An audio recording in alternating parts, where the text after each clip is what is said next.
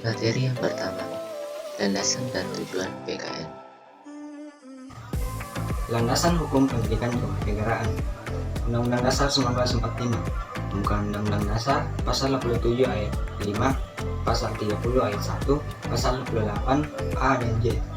Undang-Undang Nomor 20 Tahun 2003, Surat Keputusan Presiden Dikti Nomor 43 Tahun 2006. Landasan ideal PKN: Pancasila sebagai dasar negara, Pancasila sebagai pandangan hidup, dan Pancasila sebagai ideologi negara. Adapun tujuan pendidikan kewarganegaraan yaitu melalui pendidikan kewarganegaraan warga negara kesatuan Republik Indonesia diharapkan mampu memahami, menganalisa dan menjawab masalah-masalah yang dihadapi oleh masyarakat, bangsa dan negara secara berkesinambungan dan konsisten cita-cita dan tujuan nasional seperti yang digariskan dalam pembukaan Undang-Undang Dasar 1945. Materi kedua, identitas nasional. Definisi dan tujuan identitas nasional. Definisi identitas nasional. Identitas merupakan jati diri yang telah melekat yang kemudian dapat membentuk sebuah ciri khas. Identitas nasional merupakan sebuah kepribadian atau jati diri sebuah negara yang telah melekat serta masyarakat yang tinggal dalam negara tersebut. Tujuan identitas nasional: 1. Mempertahankan kesatuan sebuah negara.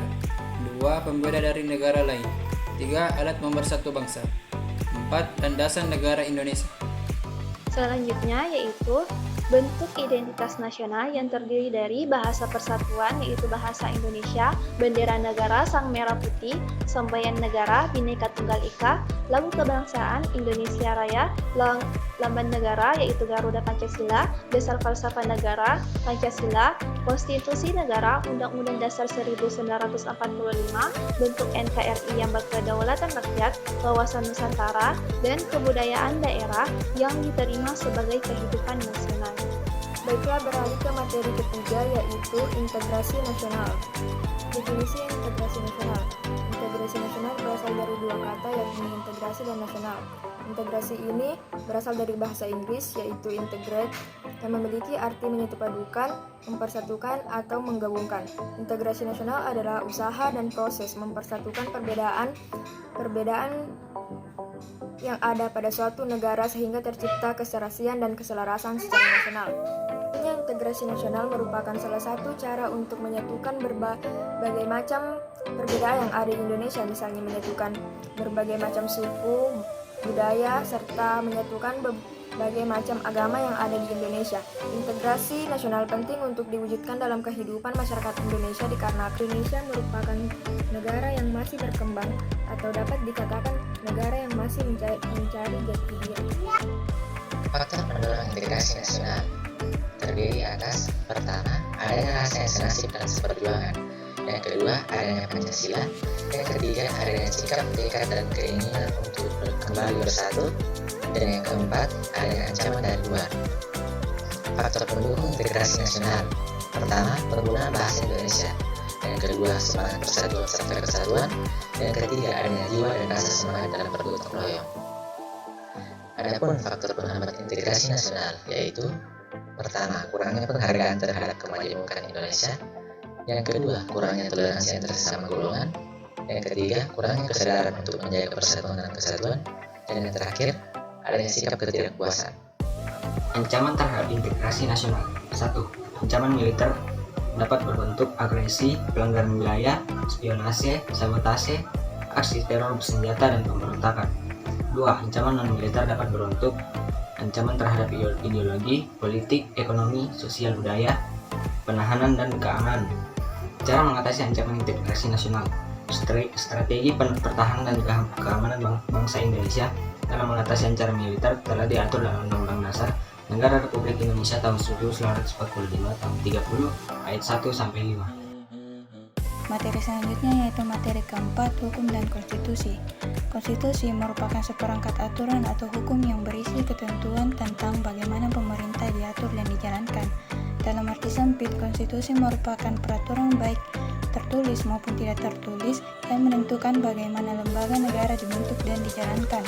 Dalam arti luas, konstitusi merupakan suatu dokumen yang berisi aturan-aturan dasar untuk penyelenggaraan negara. Adapun fungsi konstitusi, yaitu sebagai landasan konstitusionalisme, menjamin hak asasi warga negara dan untuk membatasi kekuasaan pemerintah. Pentingnya konstitusi dalam kehidupan berbangsa dan bernegara. 1. Konstitusi memiliki kedudukan yang sangat penting dalam kehidupan berbangsa dan bernegara. Konstitusi sebagai pemberi pegangan dan pemberi batas agar penyelenggara negara tidak menyalahgunakan kekuasaan. 2. Konstitusi harus ditaati dijalankan baik oleh pemegang kekuasaan maupun masyarakat. Kedudukannya dalam mengatur kekuasaan menjadi barometer dalam kehidupan berbangsa dan bernegara, serta memberikan arahan dan pedoman bagi generasi penerus bangsa. Sumber historis, sosiologis, dan politik konstitusi. Historis yaitu perjuangan dan penegakan hak-hak dasar manusia berujung pada penyusunan konstitusi negara. Sosiologis, konstitusi menjamin hak-hak dasar warga negara. Politik, undang-undang dasar membatasi dan mengendalikan kekuasaan politik. Hal-hal yang dimuat dalam konstitusi yaitu organisasi negara, hak-hak asasi manusia, prosedur mengubah undang-undang dasar, larangan untuk mengubah sifat tertentu dari undang-undang dasar, memuat cita-cita rakyat, dan asas-asas ideologi negara. 5. Hukum dan konstitusi. Undang-undang yang berlaku sejak proklamasi 17 Agustus 1945 hingga sekarang di Indonesia. Berlaku Undang-Undang 1945, Undang-Undang 1945 terdiri dari pembagian pembukaan, batang tubuh 16 bab, 37 pasal, 4 pasal aturan peralihan, 2 ayat aturan pertambahan, dan bagian penjelasan. 18 Agustus 1954 sampai 27 Desember 1949. 27 Desember 1949 sampai 17 Agustus 1950 berlaku Undang-Undang RIS. Undang-Undang RIS terdiri atas 6 bab, 197 pasal dan beberapa bagian. Berlaku UUDS 1950 yang terdiri atas 6 bab, 146 pasal dan beberapa bagian. 17 Agustus 1950 sampai 5 Juli 1959. 5 Juli 1959 sampai sekarang berlaku Undang-Undang 1945. Khusus untuk periode keempat berlaku Undang-Undang 1945 dengan pembagian Undang-Undang 1945 yang belum diamandemen dan undang-undang yang sudah diamandemen. Materi yang keenam yaitu hak dan kewajiban warga negara. Definisi hak dan kewajiban. Hak secara umum merupakan sesuatu yang diperoleh setiap manusia sesuai kodratnya sebagai individu dan makhluk ciptaan Tuhan. Kewajiban merupakan hal yang harus dilakukan, dikerjakan, dan ditaati oleh setiap orang sebagai individu manusia. Definisi hak dan kewajiban warga negara. Hak warga negara adalah hak yang dibatasi oleh status warga negara person atau setiap individu. Adapun pengertian kewajiban warga negara dapat diartikan sebagai hal-hal yang harus dipatuhi dan dilakukan oleh seluruh warga negara secara bertanggung jawab serta sesuai dengan peraturan perundang-undangan yang berlaku dalam negara tersebut. Hak warga negara Indonesia diatur dalam Undang-Undang Dasar 1945 pada Pasal 27 ayat 1 dan 2, Pasal 28A, Pasal 28B ayat 1, Pasal 28C ayat 1 dan 2, Pasal 28D ayat 1, Pasal 28I ayat 1. Kewajiban warga negara Indonesia diatur dalam Undang-Undang Dasar 1945 pada Pasal 27 ayat 1 dan 3, Pasal 28J ayat 1 dan 2, dan Pasal 30 ayat 1.